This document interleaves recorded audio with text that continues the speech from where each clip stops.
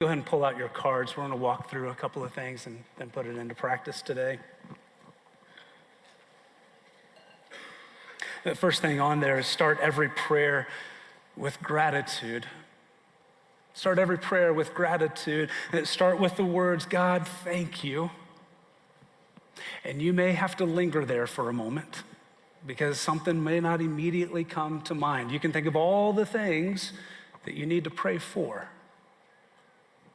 I encourage you, start every prayer with gratitude.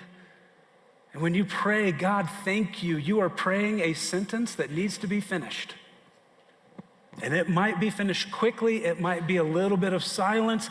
It is a slow, painful process sometimes to reorient our hearts from what we feel to who we know. But make it a habit that before you ask God for anything, thank him for something.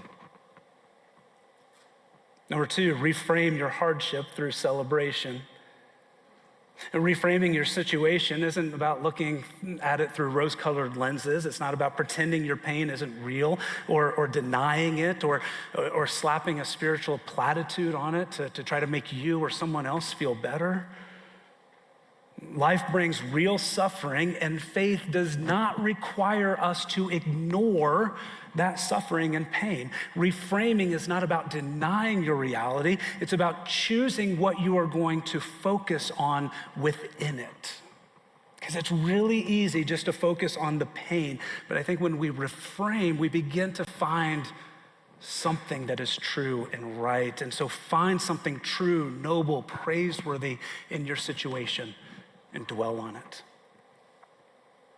Maybe it's asking, where is God's goodness still present? Where is his faithfulness still holding me together? It's choosing to rejoice in all things, not because all things are good, but because God is still good. And number three, pray for God to change you, not just your circumstances. And yes, pray for God to change your circumstances. Pray for God to change that person. Pray for God to move in a way that is good and that is right. But don't just pray for God to change what is happening around you. Pray for God to change what is happening in you.